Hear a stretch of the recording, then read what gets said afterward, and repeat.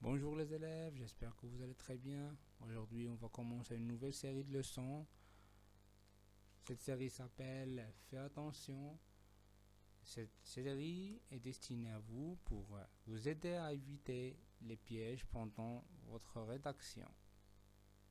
Alors, on commence la première leçon. Observons les phrases suivantes. Je préfère rester.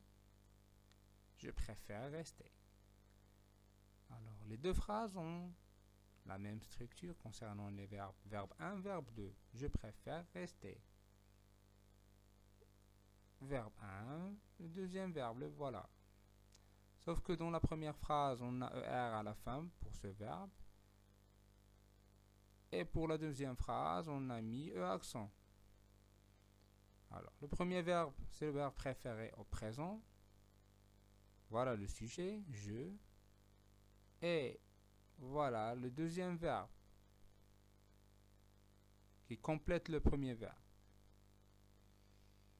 Alors, plusieurs élèves trouvent des difficultés à déterminer la terminaison. Qu'est-ce qu'ils vont mettre à la fin du verbe? ER ou bien E accent? Parce qu'oralement, ils se confondent. Alors, rester, rester, la même prononciation. Mais la règle est simple. Deux verbes qui se suivent, le deuxième se met à l'infinitif. Deux verbes qui se suivent, le deuxième se met à l'infinitif. Alors, je préfère, voilà le premier verbe. Alors, le deuxième sera automatiquement à l'infinitif. Alors, voilà la phrase correcte. Je préfère rester. Et bien sûr, la deuxième phrase est fausse parce qu'on a fait accent à la fin et ça ne respecte pas la règle. Deux verbes qui se suivent, le deuxième se met à l'infinitif. Alors, observons d'autres exemples pour bien comprendre. Alors, il doit travailler. Il doit travailler. Alors, on doit mettre ER. Voilà le premier verbe, le verbe devoir au présent.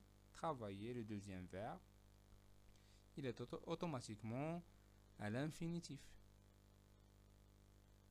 Nous devons parler. La même chose, on a mis ER à la fin pour marquer l'infinitif du verbe. Et bien sûr, on ne peut pas mettre parler avec le garçon.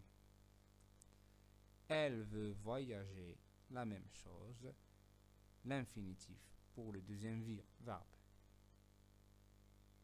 Alors, un petit rappel, deux verbes qui se suivent, le deuxième se met à l'infinitif. Fais attention élève, concentre-toi avant d'écrire. À bientôt et au revoir.